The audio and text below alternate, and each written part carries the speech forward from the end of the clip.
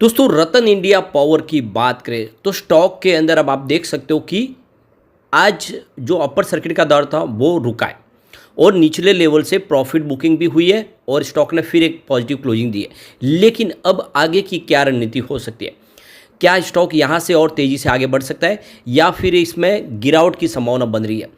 इस लेवल पे क्या रतन इंडिया में खरीदारी की जा सकती है?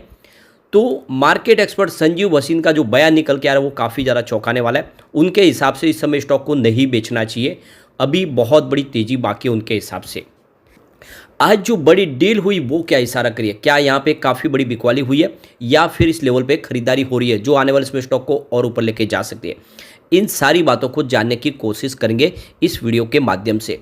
लेकिन फ्रेंड उससे पहले अगर आप पहली बार हमारे चैनल पे आए तो चैनल को सब्सक्राइब कर दीजिए, एक बेल आइकॉन दबा दीजिए ताकि जब भी नया वीडियो बने पहला नोटिफिकेशन आपको मिले। वीडियो पसंद आए तो लाइक से जरूर कीजिए। चलो फ्रेंड्स वीडियो स्टार्ट करते हैं। मैं हूं आपका दोस्त एस बी दवे और हमारे अपने चैनल ऑनलाइन कमाई में आपका बहुत बहुत स्वागत है।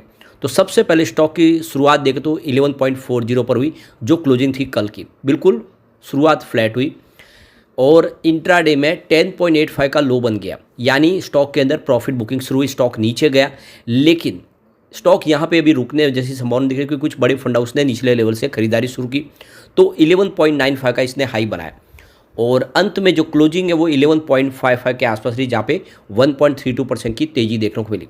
लेकिन अब ये जो सवाल निकल के आ रहा है कि ये तेज़ी और आगे जारी रह सकती है, तो यहाँ पे आपको सबसे पहले इसकी परफॉर्मेंस को देखना होगा। पिछले 5 सालों में स्टॉक ने 402% का बम्पर रिटर्न दिया है, काफ़ी ज़बरदस्त रिटर्न दिया है। आपको पता ही होगा कि इंडिया बुल्स रियल इस्टेट की ये सब्सिडीज कंपनी है जिसको डीमर्जर के बाद अलग किया गया। अब कंपनी फिलहाल भारी लॉस में भी है लेकिन सेक्टर अच्छा है, सेक्टर में सरकार का पूरा सपोर्ट मिल रहा है, इस वजह से स्टॉक दौड़ भी रहा है। पिछले 2 साल में देखें तो इसने 148% का पॉजिटिव रिटर्न दिया है, लेकिन पिछले 1 साल में 266% का बम्पर रिटर्न दिया स्टॉक ने, बहुत ही ज़बरदस्त। जिसने साल भर पहले निवेश किया होगा उसको ज़बरदस्त रिटर्न मिला है। 6 मंथ की बात करें तो यहाँ पे 42% की तेज़ी बनी है और पिछले 1 महीने में देखें तो यहाँ पे 26% की तेज़ी बनी है। सिर्फ एक सप्ताह भर की बात करें तो स्टॉक ने 26% का बम्पर रिटर्न दिया, यानी पिछले सप्ताह में जिसने भी निवेश किया उसको ज़बरदस्त रिटर्न मिला है। ओवरऑल देखें तो पिछले एक दिन के हिसाब से भी 1% की तेज़ी है, काफ़ी अच्छा प्रदर्शन कर चुका है स्टॉक। अब सवाल ये निकल के आता है कि क्या शॉर्ट टर्म इन्वेस्टर को प्रॉफिट बुक करना चाहिए? तो सबसे जो बड़ी बात है कि जैसे कि सर्किट खुला है और आज स्टॉक थोड़ा नीचे भी गया, अगर आगे बाजार में गिरावट हो जाती है तो ये स्टॉक प्रॉफिट बुकिंग की चपेट में आ सकता है। ऑलरेडी कम समय में ज़बरदस्त रिटर्न मिल चुका है, काफ़ी बड़ी मात्रा में लोग शेयर खरीदते हैं और वो फिर अगर बिकवाली शुरू कर देते तो स्टॉक में लोअर सर्किट भी लग सकता है और इसीलिए जो शॉर्ट टर्म इन्वेस्टर है उनको प्रॉफिट बुक के बारे में सोचना चाहिए। लॉन्ग टर्म इन्वेस्टर अभी बने रह सकते हैं क्योंकि मार्केट एक्सपर्ट संजीव वसीन का कहना है कि स्टॉक अभी और ऊपर जाएगा और पावर सेक्टर का ये न्यू गोल्ड दिख रहा है उनको, उनके हिसाब से स्पेनिश स्टॉक में बहुत सारा पोटेंशियल है। तो रतन इंडिया पावर को लेकर एएससी इन्वेस्टर संजीव वसीन बहुत ज़्यादा बुलिश है और उनके हिसाब से इसमें करंट लेवल से भी 58% की पोटेंशियल अपसाइड की संभावना बनी हुई है। तो देख सकते हो कि इसने 255% का पिछले एक साल में रिटर्न दिया है, लेकिन वो इस करंट लेवल पे भी खरीदारी की सलाह दे रहे, बाय की रिकमेंडेशन है। यहाँ पे गौर करने वाली बात है कि रतन इंडिया पावर के पास 2 बड़े पावर प्रोजेक्ट हैं महाराष्ट्र में और एक देख सकते हो कि रतन इंडिया पावर ये इंडिया की लार्जेस्ट प्राइवेट सेक्टर की पावर जनरेशन कंपनी है। और सबसे जो बड़ी बात है कि यहाँ पे इसमें जो आने वाले इसमें जो संभावना पॉजिटिव इसलिए दिख रही है क्योंकि गोल्डमैन सेच और वर्दे पार्टनर जैसे यूएसए के जो बड़े इन्वेस्टर हैं उन्होंने इसमें निवेश किया हुआ है। तो एक विश्वास जगता है कि जो बड़े इन्वेस्टर जब निवेश करते तो वैसे आप देख सकते हो कि रिलायंस पावर के अंदर भी वर्दे पार्टनर्स का काफ़ी भारी भरकम निवेश है, उन्होंने इक्विटी ली हुई है। अब रिलायंस पावर इसमें फ़र्क ये है कि रिलायंस पावर लगातार अपने कर्ज को कम कर रही है और 2024 में वो कर्ज मुक्त हो जाएगी, ऐसी उनकी संभावना है।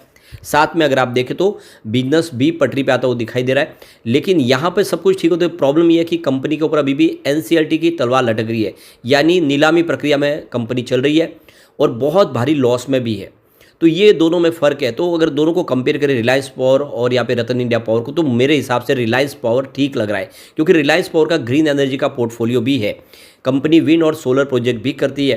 तो ऐसे में जो निवेशक है उनके लिए अच्छा मौका है कि वो रिलायंस पावर जैसे शेयर में निवेश करें क्योंकि रिलायंस पावर में सबसे जो बड़ी बात यह है कि अनिल अंबानी के पास फिलहाल सिर्फ रिलायंस पावर ही बची है और जिसकी सब्सिडी कंपनी आप देखें तो रिलायंस इंफ्रा की सब्सिडी कंपनी है, दूसरा कोई बिजनेस नहीं, वो सारे कंपनी उनके एक एक करके बंद हो चुकी है। अब उनका पूरा फोकस इसी कंपनी को आगे लेके जाने में है, तो वहाँ पे पोटेंशियल संभावना ज़्यादा है। अगर आप लॉन्ग टर्म इन्वेस्टर है तो ये निवेश वहाँ पे आप शिफ्ट कर सकते हैं, क्योंकि रतन इंडिया पावर में अभी भी चिंताएं बनी हुई है, अभी भी एनसीएलटी का मामला टंगा हुआ है। लेकिन कुल मिला के अगर आप थोड़े से समय के लिए, अगर आप 2-3-4 महीने के लिए इन्वेस्टमेंट करना है तो कर सकते हैं। इसमें जो संभावना अभी बनी हुई है तो थोड़ा सा और स्टॉक आगे जाता हुआ दिखाई दे सकता है। जैसे कि संजीव बसीन का कहना है कि स्टॉक आप 18 रुपये से पहले न बेचें, यानी उनके हिसाब से ये 18 रुपये तक आराम से जा सकता है। अब इस स्टॉक को लेकर संजीव बसीन ने अपनी तरफ से एक स्टेटमेंट भी दिया है। उनका कहना है कि 18 रुपये से पहले स्टॉक को न बेचें, एनसीएलटी से जैसे ही अपडेट आएगा तब देखिएगा। बादलों के अगेंस्ट जो शेयर चलते हैं वो उनकी वैल्यू बताते हैं। तो ये पावर स्टॉक का ये न्यू गोल्ड लग रहा है और 18 आने वाले समय देखने को मिल सकता है। तो न बेचे 18 के पहले, ये एक तरह से उनकी बात कही गई है। लेकिन अब देख सकते हो कि एनसीएलटी से अभी फैसला नहीं आया है, तो ये बात तो आप देख सकते हो कि संजीव बसीन की है, लेकिन आपको अपनी रणनीति के हिसाब से चलना है। और जैसे कि स्टॉक में पिछले दिनों तेज़ी बनी है, ये आप देख सकते हो कि किसी भी स्टॉक में 20-25 की प्रतिशत की तेज़ी के बाद वहाँ पे गिरावट आती है। हमने देखा है, चाहे जेपी पावर हो या रिलायंस पावर, दोनों में ऐसा हुआ है। इसमें भी संभावना दिख रही है कि ये जो 25% के आसपास की तेज़ी के बाद प्रॉफिट बुकिंग थोड़ी सी आ सकती है। तो शॉर्ट टर्म इन्वेस्टर फंस नहीं जाए, इसलिए प्रॉफिट बुक भी कर सकते हैं, ये उनको करना चाहिए।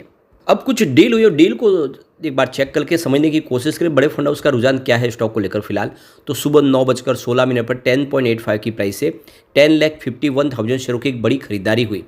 उसके बाद 9:19 पर 10.73 की प्राइस से 21,37,000 शेयरों की एक बड़ी बिकवाली हुई। उसी समय 9:19 पर 10.73 की प्राइस से ही 10,26,000 शेयरों की एक बिकवाली और हुई, यानी किसी फंड हाउस ने 30 लाख से ऊपर के शेयर बेचे। उसके बाद अगर आप देखें तो 9:25 पर 10.85 की प्राइस से 80,63,000 शेयरों की बम्पर खरीदारी हुई, यानी इस लेवल पे भारी भरकम खरीदारी भी हुई है, यानी निवेशक अभी भी है जो इसमें निवेश कर रहे हैं इस लेवल पे। फिर 9:32 पर 11.95 की प्राइस से 29,70,000 शेयरों की एक बड़ी खरीदारी और हुई। तो फिर 9:32 पर 11.90 की प्राइस से यहाँ पे 1,65,09,000 शेयरों की बम्पर किसी ने बिकवाली की है, यानी किसी बड़े फंड हाउस ने करोड़ों शेयर बेच दिए। तो देख सकते हो कि इसकी वजह से स्टॉक थोड़ा दबाव में आया। लेकिन उसके बाद 9:36 पर 11.90 की प्राइस से 21,52,000 शेयरों की फिर से एक खरीदारी हुई। तो खरीदारी भी हो रही है, लेकिन अब देख सकते हो कि बड़े फंड हाउस करोड़ों शेयर बेचने शुरू भी कर चुके हैं, और इसलिए ऐसे में अगर भारी और बिकवाली हो जाती है तो लोअर सर्किट भी लग सकता है। इसलिए आपको एक खास ध्यान रख के अपनी रणनीति के हिसाब से काम करना है।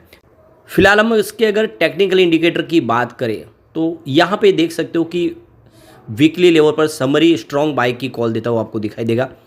और अगर हम इसके टेक्निकल इंडिकेटर्स की बात करें तो वो भी स्ट्रॉन्ग बाई की ही कॉल है।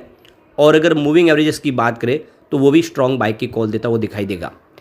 यानी फिलहाल टेक्निकल लेवल तो बुलिश बने हुए, लेकिन फ्रेंड कोई भी इन्वेस्टमेंट करने से पहले अपने फाइनेंशियल एडवाइजर से बड़े ले ले या अपना खुद का रिसर्च करें, क्योंकि मैंने वीडियो आपके एजुकेशनल पर्पज़ के लिए ही बनाए। वीडियो पसंद आए तो लाइक से जरूर कीजिए और चैनल को सब्सक्राइब कर दीजिए। Thank you friend.